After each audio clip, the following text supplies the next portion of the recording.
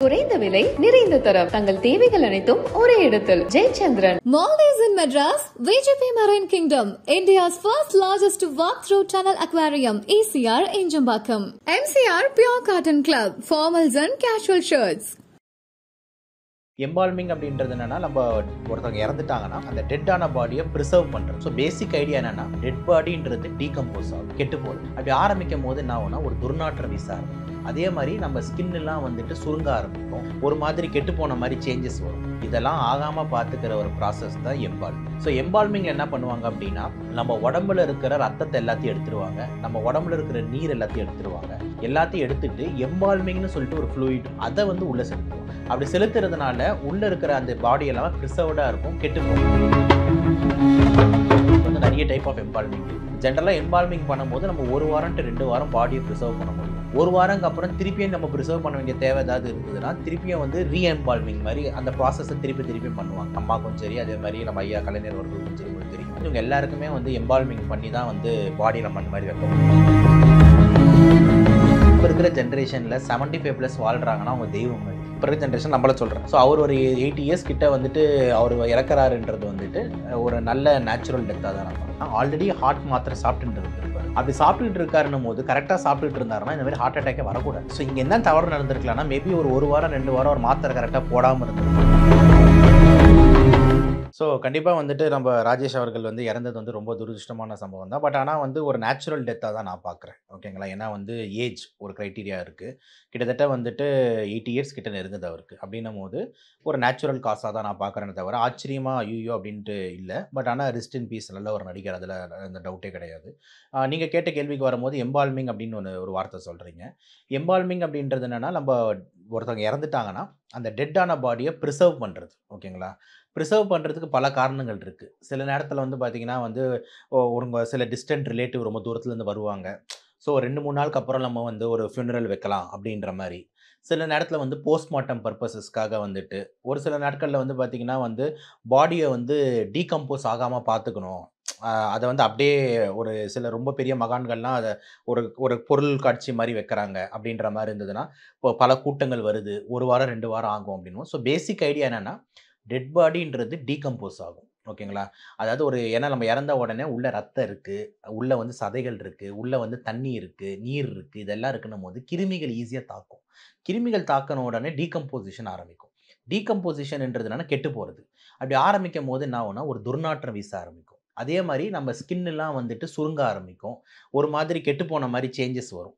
இதெல்லாம் ஆகாமல் பார்த்துக்கிற ஒரு ப்ராசஸ் தான் எம்பால்மிங். ஸோ எம்பால்மிங் என்ன பண்ணுவாங்க அப்படின்னா, நம்ம உடம்புல இருக்கிற ரத்தத்தை எல்லாத்தையும் எடுத்துருவாங்க, நம்ம உடம்புல இருக்கிற நீர் எல்லாத்தையும் எடுத்துருவாங்க.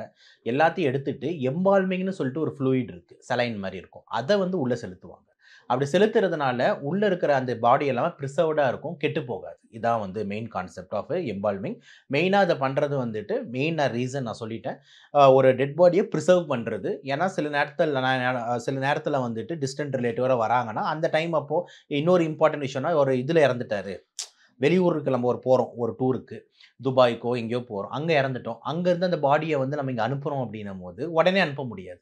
அப்போ அதில் போய் நிறைய ப்ரொசீஜர்ஸ் இருக்கும், பேக்கிங் பண்ணுவோம், அதுக்கப்புறம் விசா கிடைக்கணும், இதெல்லாம் இருக்குல்ல, டெட் பாடிக்கு முடியாது. அப்போ ஒரு 3-4 நாள் ஆகும். அப்போ இந்த மாதிரி டைம் அப்போல்லாம் எம்பால்மிங் தான் ஆப்ஷன். டெத்துக்கும் இப்போ நம்ம எதனால் இறந்தாங்கன்றதுக்கும் சம்மந்தம் கிடையாது எம்பால்மிங் பொறுத்த வரைக்கும். எந்த காரணத்தினால இறந்தாலுமே சரி, இறந்துட்டாங்கனாலே கிருமிகள் வர ஆரம்பிக்கும். அதுதான் ஸ்கேவெஞ்சர்ஸ்ன்னு சொல்லுவோம். ஓகேங்களா? இப்போ நம்ம நல்ல எக்ஸாம்பிள் வந்து பார்த்திங்கன்னா, ஒரு சில அந்த கழுகு, ஒரு சில பறவைகளாக இருக்கும், ஏதாவது ஒன்று இறந்துருச்சுன்னா உடனே போயிட்டு கொத்த ஆரம்பிக்கும், பார்த்துருக்கீங்களா? அதே மாதிரி தான் வந்துட்டு நம்ம இறந்துட்டோம்னா உடனே கிருமிங்களுக்கு தெரியும். இறந்துட்டோம்னா கிருமிகள் வந்து உடனே உள்ளே போய் டீகம்போஸ் ஆக ஆரம்பிக்கும். அதனால் வந்துட்டு ஒரு ஹார்ட் அட்டாக்னால இறந்தாருன்னா இது ஆகுமா? அதனாலலாம் any dead body is a dead body. ஓகேங்களா? அப்படி இறந்துட்டாங்கன்னும் போது உடனே ஸ்மெல். ஒரு சில கேசஸில் ஸ்மெல் ரொம்ப மோசமாக வரும். இப்போ எக்ஸாம்பிள் வந்துட்டு இன்ஃபெக்ஷனால் இறந்துருக்காங்க, இப்போ கால் சீல் பிடிச்சிக்கிச்சு, இல்லைனா வந்துட்டு லிவர் சீல் பிடிச்சிக்கிச்சு, காலில் வந்து அந்த இது இருக்குல்ல, இந்த சுகர்னால காலை வெட்டிட்டாங்கன்ற கேஸ்லாம் இருக்குல்ல, இந்த மாதிரி கேசஸ்லாம் ஸ்மெல் ரொம்ப ஈஸியாக வரும். ஏன்னா ஆல்ரெடி அவன் இறந்ததே கிருமினால தான். அப்போ அந்த கிருமி ஆட்டம் இன்னும் மோசமாக இருக்கும், ஸ்மெல் ஈஸியாக வரும், சீக்கிரமாக கெட்டு போகும்.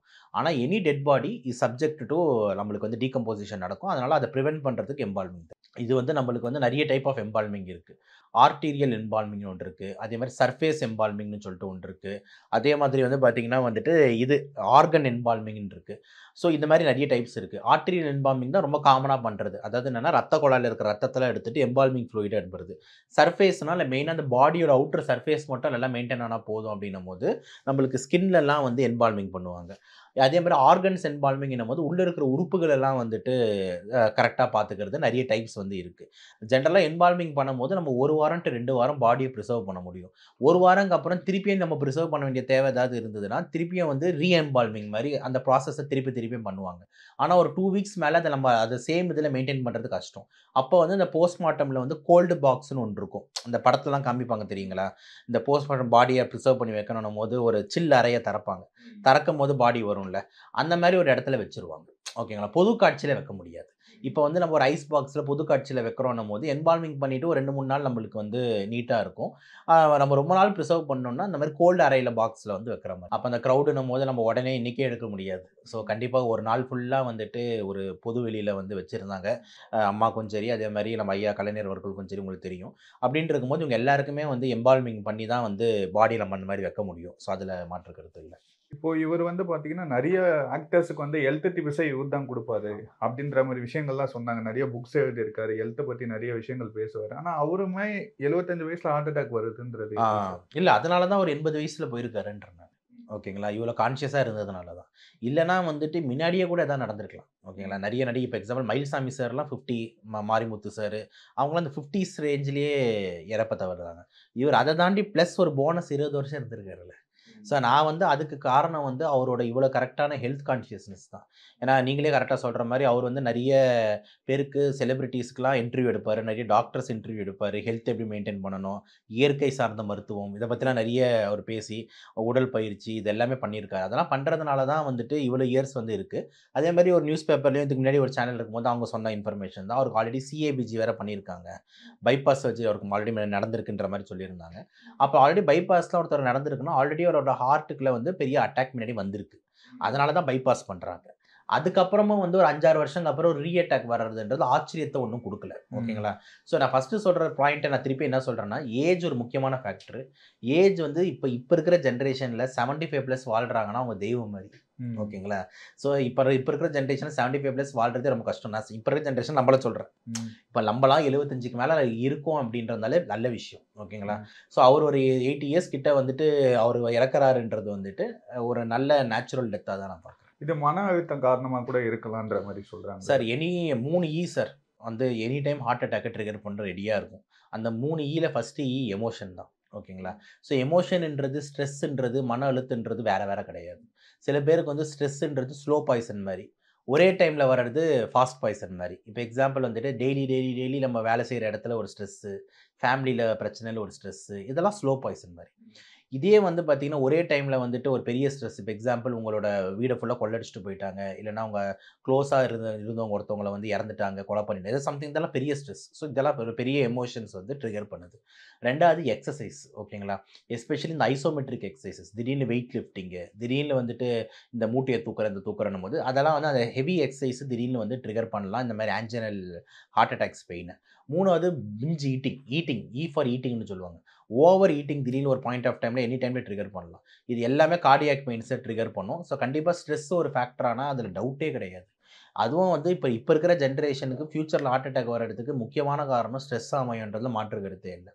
3 எல்லாருமே சிகரெட்டை பற்றி பேசுவோம், ஆல்கஹாலை பற்றி பேசுவோம். ஆனால் 3 முக்கியமான விஷயம் வந்து நான் சொல்கிறது திருப்பி என்னென்னா, போன ஜென்ரேஷனுக்கு இப்போ ஜென்ரேஷனுக்கு நான் சொல்கிறது இந்த ஈட்டிங் பேட்டர்ன். ஓகேங்களா, 2வது ஸ்ட்ரெஸ்ஸு, 3வது தூக்கமின்மை. இது 3மே நம்மளுக்கு இருக்குது. இதில் ஒரு சுழலில் நம்ம எல்லாம் மாட்டிக்கிட்டோம். ஓகேங்களா, நீங்களும் சரி நானும் சரி எல்லாருமே வந்துட்டு இப்போ சாப்பிட்ற பழக்கத்தில் பெருசாக மாற்ற முடியல. தூங்குற டைமிங்ஸில் பிரச்சனை வருது, ஸ்ட்ரெஸ்ஸும் இருக்குது. இந்த 3மே மாட்டிக்கிட்டதுனால எல்லாருமே சுழலில் மாட்டிக்கிட்டு இருக்கோம்.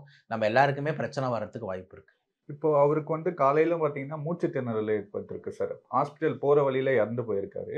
இப்போ அவரை என்ன பண்ணியிருந்தா காப்பாற்றிருக்கலாம் சார்? இப்போ இது வந்து ரொம்ப ட்ரிக்கியான ஒரு சிச்சுவேஷன் தான். ஏன்னா இப்போ வந்து இப்போ இந்த மாதிரி வரும்போது நம்ம ஹாஸ்பிட்டல் கூப்பிட்டு போகிறோன்றது தான் வந்து மெயின் ஐடியா. இப்போ நிறைய டைம் வந்து அதுவே நடக்கிறது இல்லை. பல இடத்துல வந்து நெஞ்சு வலிக்குதுன்னாங்கன்னா உட்காரு, ரிலாக்ஸ் ஆகு, சோடா போடு, அவன் வாயில் சோடா குடி. இல்லை சில பேர் வந்து பார்த்தீங்கன்னா பக்கத்தில் இருக்கிற அது பேர் என்னது, ஒரு ஜென்ரல் டாக்டர் இருப்பார்ல, எம்பிபிஎஸ் டாக்டர், ஜென்ரல் டாக்டர், அவர்கிட்ட முதல்ல கூப்பிட்டு போய் அவங்க லைனில் ஒரு 1/2 மணி நேரம் உட்காந்துருக்கிறது. இந்த டைம்லேயே அந்த கோல்டன் பீரியட் போயிடுது. அதுக்குள்ளேயே பேஷண்ட் நிறைய பேர் இறந்துடுறாங்க. ஸோ முக்கியமான விஷயம் இந்த மாதிரி டக்குன்னு நெஞ்சு வலி இது மாதிரி தான் ஸ்பெஷலிஸ்ட் கிட்ட உடனே போகணும். இந்தியா மாதிரி நாடுகளில் உடனே ஸ்பெஷலிஸ்ட்டை பார்க்கக்கூடிய ஒரு சூழ்நிலை இருக்குது. ஓகே, ஸோ உடனே போய் எமர்ஜென்சியில் நம்ம கோல்டன் ஹவர்க்குள்ளே பார்க்கணுன்றது ரொம்ப இம்பார்ட்டன்ட். அதையும் தாண்டி போகிற வழியில் இந்த மாதிரி ஆகுதுன்றது ரொம்ப துரதிருஷ்டம் தான். அப்படி ஆகாமல் தடுக்கணுன்றதுக்கு தான் நம்ம எப்பவுமே முன்னாடியே சொல்லியிருந்தோம். மாரிமுத்து சார் வீடியோவிலையும் உங்களுக்கு சொல்லியிருந்தோம் நம்ம சேனலில். இந்த எமர்ஜென்சி எம்ஐ கிட்டுன்னு ஒன்று இருக்குது அப்படின்னு சொல்லிட்டு. இப்போ என்னென்னா இவர் ஆல்ரெடி பைபாஸ் மாதிரி ஏதோ நடந்ததுன்னா ஆல்ரெடி ஹார்ட் மாத்திரை சாப்பிட்டுட்டு இருந்திருப்பாரு. அப்படி சாப்பிட்டுட்டு இருக்காருன்னும் போது கரெக்டாக சாப்பிட்டுட்டு இருந்தாருன்னா இந்த மாதிரி ஹார்ட் அட்டாக்கே வரக்கூடாது. ஓகே, ஸோ இங்கே என்ன தவறு நடந்திருக்கலாம்னா மேபி ஒரு வாரம் 2 வாரம் ஒரு மாத்திரை கரெக்டாக போடாமல் இருந்திருக்கலாம். ஓகேங்களா, இர்ரெகுலாரிட்டியில் இருந்திருக்கலாம். இல்லை நீங்கள் சொல்கிற மாதிரி பெரிய ஸ்ட்ரெஸ் ஏதாவது நடுவில் வந்திருக்கலாம். ப்ளஸ் மாத்திரையும் சரியாக போடாமல் விட்டதால இதெல்லாம் ட்ரிகர் பண்ணியிருக்கும். ஸோ உடனே என்ன பண்ணணும்னா அவர் அந்த எமர்ஜென்சி எம்ஐ மாத்திரையை டக்குன்னு போட்டிருக்கணும். திடீர்னு நெஞ்சு வலி மூச்சு வாங்குதுன்னும் போது அந்த ஆஸ்பிரின், கிளாபிடோகரல், அட்ரவாஸ்டாட்டின் இந்த 4 மாத்திரை கலந்து அந்த மாத்திரை கிட்ட வந்துட்டு நான் அதை சொல்லியிருந்தேன் எல்லா வீட்லையும் வச்சுக்கிறது நல்லது. ஏன்னா எப்போ யாருக்கு ஹார்ட் அட்டாக் வருதுன்னு தெரியலன்னா டக்குன்னு அந்த 4 மாத்திரை அவர் போட்டிருந்தாருன்னா மேபி ஹாஸ்பிட்டல் போகும்போது கூட அவர் ஹார்ட் வந்து அட்டாக்னால இறக்காமல் இருந்திருக்கிறதுக்கு வாய்ப்பு இருக்குது. இதுதான் மேக்ஸிமம் அவர் பண்ணியிருக்க முடியும். இப்போ நிறைய ஆக்ட்ரஸ் பார்த்தீங்கன்னா இந்த ஹார்ட் அட்டாக்னால தான் இறக்குறாங்க சார். இது எதனால காரணமா? சரி, ரொம்ப இம்பார்ட்டண்ட்டாக என்னென்னா இந்த வேர்ல்டுலேயே உலகத்தையே எடுத்துக்கோங்க, ஆக்ட்ரஸ் விடுங்க, உலகத்திலேயே எடுத்துக்கோங்க. உலகத்திலேயே most common cause of death என்னென்னா ஹார்ட் அட்டாக். ஓகேங்களா, 2வது மோஸ்ட் காமன் காஸ் ஆஃப் இறக்கிறது என்னென்னா ஆக்சிடென்ட். 3வது வந்து லங்ஸில் வரக்கூடிய சிஓபிடி ப்ராப்ளம். இதுதான் ப்ரொபோர்ஷனாக இருக்குது. ஸோ இப்போ வந்து இந்த ஹார்ட் அட்டாக்கு வந்து மெயின் ரீசன் எடுத்துக்கிட்டிங்கன்னா இந்த மாடிஃபையபிள் ஃபேக்டர்ஸ் தான். மாடிஃபையபிள் ஃபேக்டர்ஸ்னால் 3 மெயின் ஃபேக்டர் சொன்னேன். ஸ்ட்ரெஸ்ஸை பற்றி சொன்னேன், டயட்டை பற்றி சொன்னேன், ஸ்லீப்பை பற்றி சொன்னேன். இதை தாண்டி வந்து பேட் ஹேபிட்ஸ். ஓகேங்களா, அதாவது இந்த ஸ்மோக்கிங்கு, ஆல்கஹால் இது எல்லாமே ஹார்ட் அட்டாக்கு லிங்க் வந்து தாராளமாக இருக்குது. இது எல்லாமே வந்து அந்த சினி ஃபீல்ட்லேயும் சரி நம்ம ஃபீல்ட்லேயும் சரி யாராக இருந்தாலும் இப்போ இருக்கிற ஜென்ரேஷனில் அதிகமாக தானே இருக்குது. யாருக்கு தான் ஸ்ட்ரெஸ் இல்லை, யார் தான் கரெக்டாக சாப்பிட்றா, யார் தான் கரெக்டாக தூங்குறான், யாருக்கு தான் கெட்ட பழக்கம் இல்லைன்ற மாதிரி ஒரு சுச்சுவேஷனில் இருக்குது. அப்படின்னும் போது இது எல்லாமே ஹார்ட் அட்டாக்ஸை வந்து அதிகமாக்குது அப்படின்றது தான் வந்துட்டு இப்போ இருக்கிற ஜென்ரேஷன்ஸில் வந்து நம்ம பார்க்குறோம். ஓகேங்களா, 2வது என்ன நான் சொல்கிறேன்னா ஹார்ட் அட்டாக் வந்து வெளியே தெரியுது. ஏன் தெரியுது அப்படின்னா ஏன்னா ஹார்ட் அட்டாக்ல இறக்குறாங்க, அதனால் வெளியே தெரியுது. ஆனால் இதையே நான் சொல்கிற அந்த 4 ஃபேக்டர் சொன்னேன்ல, இந்த ஸ்ட்ரெஸ்ஸில் இதனால் நிறைய பேர் பக்கவாதம் வந்து படுத்துக்கிட்டு இருக்காங்க. நிறைய பேருக்கு வந்து இதனால் கேன்சர் வந்திருக்கு. நிறைய பேர் வந்து கை கால் வெட்டி கை கால் இல்லாமல் இருக்காங்க. நிறைய பேர் பார்வை போயிருக்கு. பல பேர் டயாலிசிஸில் இருக்காங்க. இதெல்லாம் வெளியே தெரியறது இல்லை. ஏன் அப்படின்னா அதிலலாம் வந்து இறப்புன்றது உடனே நடக்கிறது இல்லை. புரியுதா நான் சொல்கிறது? இப்போ இது ஏன் நியூஸ் ஆகுதுன்னா இறந்துட்டாருன்றதுனால தான் நியூஸ் ஆகுது. ஸோ நான் என்ன சொல்கிறேன்னா இந்த 4-5 ஃபேக்டர்ன்றது வெறும் ஹார்ட் அட்டாக் மட்டும் கிடையாது, உடம்புல பல்வேறு பிரச்சனைகளும் உண்டாக்குது. சில பேர் முடங்கி பெட்லேயே கிடக்குறாங்க. அதனால் அதுவும் இன்னும் மோசமான விஷயம். அதனால் வந்துட்டு தயவு செஞ்சு இந்த 4-5 ஃபேக்டர் நம்ம சேர்த்து பார்க்கணும் அப்படின்றது வந்து விஷயமா இருக்குது. இறக்கிறது வந்து மோஸ்ட் காமன் காரணம் ஹார்ட் அட்டாக்ன்றதுனால பேச்சு பொருளாமா. ரொம்ப நன்றி சார். வாய்ப்புக்கு நன்றி. குறைந்த விலை, நிறைந்த தரம், தங்கள் தேவைகள் அனைத்தும் ஒரே இடத்தில். Jayachandran. Maldives in Madras, VGP Marine Kingdom, India's first largest walk-through tunnel aquarium, ECR Enjambakam. MCR Pure Cotton Club, formals and casual shirts.